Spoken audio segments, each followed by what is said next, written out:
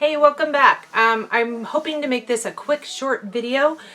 If you are not familiar with jelly plate printing, jump over to Pinterest, look at YouTube and video, or, Google some videos and stuff. This is a really fun little project, and you can use the papers that you make with your jelly plate really fun and incorporate them into art. So I'm gonna turn my camera down to kind of show you a little bit, and I'm going to show you how to make your own jelly plate. So they're super easy to make. They're very inexpensive to make. To go and buy one at the craft store, they're kind of expensive, so I wouldn't go and buy one unless you try it out and you like it. The ones that I made at home, I've honestly been using the one that I made for about 4 years. You don't have to put it in the refrigerator or anything like that. You just need something to put it on so that it can stay flat and keep it protected from dust. So anyway, we're going to turn the camera down and I'm going to give you a few little ideas here. So first, this is what a jelly plate is. It is, and I think, like, I did find this at either Michael's or Joann's or Hobby Lobby. I can't remember where, or actually I think, and I also ordered them off of Jerry's Artarama, one of my favorite stores to order art supplies. So a jelly plate is a,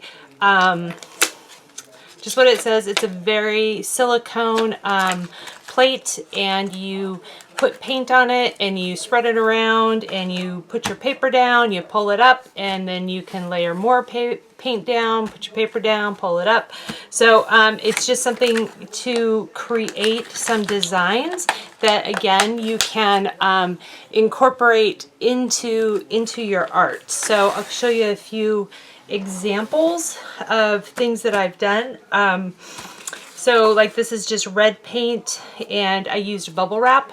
I put white paint down, put some bubble wrap, and laid that on top of my paper, got a little bit of a design, and I had some art projects that I was using with hearts, so I made some different ones.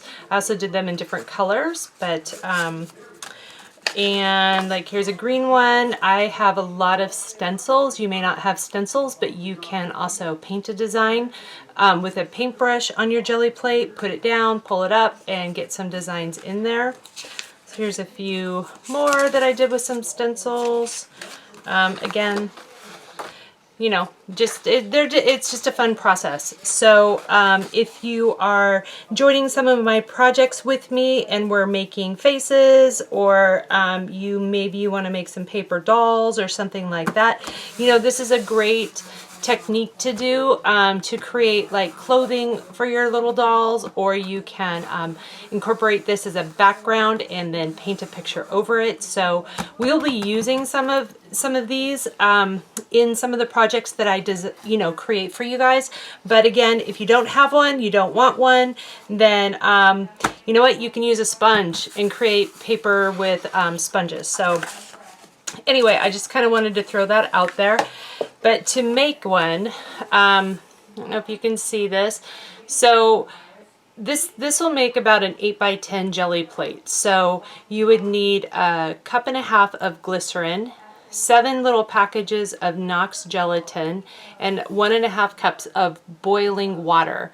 So if you're a kid following me, you definitely want a parent to help you, because you'd be using boiling water and you don't want to burn yourself. So basically, you would put the glycerin in a bowl, and then add your Knox gelatin to it and get it stirred up really good so that the gelatin starts to dissolve, and then add your boiling water, stir it really good. And I just used a cookie sheet, and you could use, you could cut this in half and make a smaller one if you wanted to. Use a brownie pan, like a 9x9, or possibly, like, you could even do a bread pan and make a couple small rectangular ones. But definitely, just a word of warning, once you've made this, make sure that you've got it in a spot so that you don't that it can sit. It'll take about 24 hours. This recipe says 8 to 12 hours. I can tell you from experience, I needed to let mine sit overnight. So but you want to leave it where it's at. You do not, a friend of mine made one and she accidentally dropped it, and it's a mess to clean up and get this all off of your floor. So again, this is the recipe. So this is what the glycerin is. I got this one at Walmart. I think I got it over like in the pharmacy section, so you may have to ask somebody if you can't find it. But it's not, it's in like the skin, like healthcare, definitely. It's not an oil. It's not something in the baking section.